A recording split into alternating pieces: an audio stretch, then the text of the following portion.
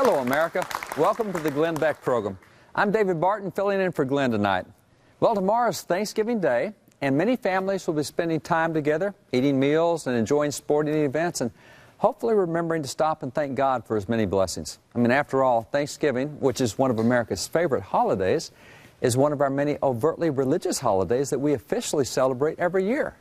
But how did we get here? That is, how did Thanksgiving become one of our most beloved celebrations? While most Americans know that this tradition goes back to the Pilgrims, times of Thanksgiving in America actually occurred long before the Pilgrims. For example, a Thanksgiving commemoration occurred 79 years before the Pilgrims in 1541 at Palaguro Canyon, Texas, with Coronado and 1,500 of his men. Then in 1565, there was one at St. Augustine, Florida, with French Huguenots, that is, French Protestant colonists. And there was one in 1598 at El Paso, Texas, with Juan de Oñate and his expedition. And in 1607, there was a Thanksgiving celebration after settlers landed at Cape Henry, Virginia. And there was another one in 1619 at Berkeley Plantation, Virginia. And all of these Thanksgivings happened long before the Pilgrims ever arrived. But it's still from their Thanksgiving celebration of 1621 that we observe and derive the current tradition of Thanksgiving Day. Now, the Pilgrims, if you remember, had set sail for America back in September of 1620, and for 2 months they braved crossing a storm-tossed sea. After disembarking at Plymouth Rock, they had a prayer service and began hastily building shelters, but unprepared for harsh New England winter, half of them died.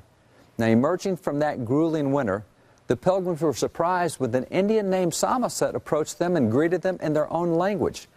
Explaining to them that he had learned English from fishermen and traders, a week later Samoset returned with a friend named Squanto, who lived with the Pilgrims and accepted their Christian faith.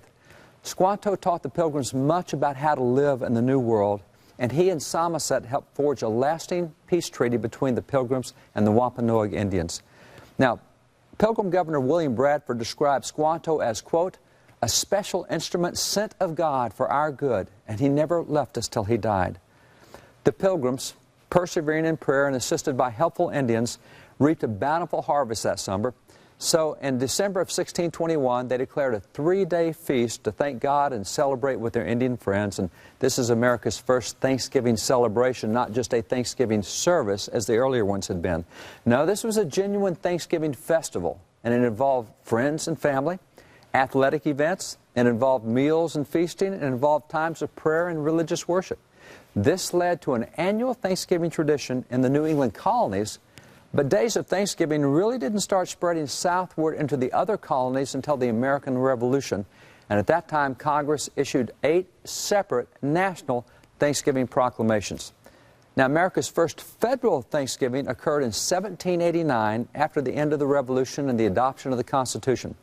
The discussion of notable founding fathers about why they did this first federal Thanksgiving is actually found in this book. This is the Records of Congress covering 1789, and it tells us here in this book, it says, quote, Elias Boudinot said he could not think of letting the season pass without offering an opportunity to all citizens of the United States of joining with one voice and returning to Almighty God their sincere thanks for the many blessings He had poured down upon them. Also, we're told that Roger Sherman justified the practice of Thanksgiving as warranted by a number of precedents in the Holy Writ, that is, the Scriptures. This example he thought worthy of Christian imitation on the present occasion.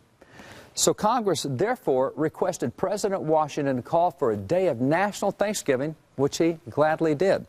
He issued this original Thanksgiving proclamation, 1789. This is America's very first federal Thanksgiving. Now, why did President Washington do this? Why did he call for a federal Thanksgiving? Well, he explained right here in this proclamation. He said, it is the duty of all nations to acknowledge the providence of Almighty God, to obey His will, to be grateful for His benefits, and humbly to implore His protection and favor. Federal Thanksgiving proclamations occurred sporadically after this one, with most official Thanksgiving observances occurring at the state level rather than the federal level. Much of the credit for the adoption of our annual federal Thanksgiving holiday may be attributed to Sarah Hale, a mother of 5 and the editor of Godey's Ladies Magazine. It was a popular ladies magazine that contained poetry and artwork and articles by America's leading authors. She actively promoted the idea of a national Thanksgiving Day, and she explained in an editorial, she said, Thanksgiving Day is the national pledge of Christian faith in God, acknowledging Him as the dispenser of blessings. This festival should be joyfully and universally observed throughout our whole country as inseparable from American life.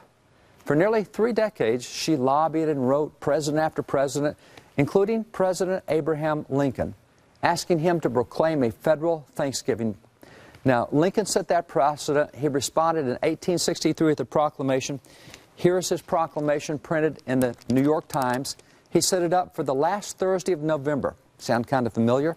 He reminded Americans in this proclamation, he said, "The year that is drawing toward its close has been filled with the blessings of fruitful fields and healthful skies.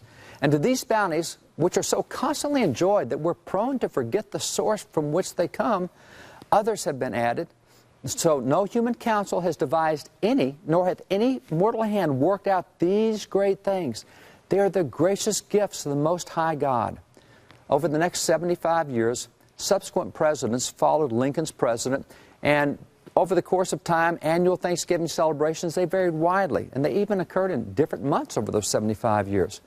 But then in 1933, with this Thanksgiving proclamation by President Franklin D. Roosevelt, we began regularly celebrating Thanksgiving on the 4th Thursday of each November. And then in 1941, Congress permanently established that day as the National Thanksgiving holiday. By the way, you can see all of these original historic Thanksgiving proclamations and lots of others at wallbuilders.com.